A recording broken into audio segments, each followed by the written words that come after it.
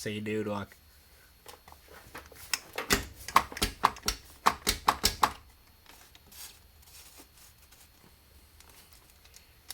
All I gotta do then is remove this little pin. Kind of hard to do with holding the phone at the same time.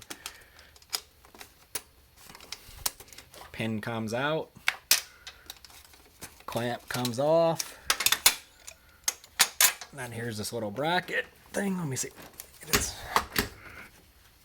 Get this little, it's kind of hard, dude. It's pretty tight fitting right now, but you can see O-ring,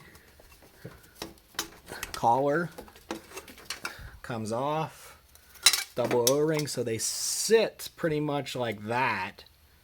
You know, they're not touching each other ever. And then under boost, you know, or as the engine rocks, this moves.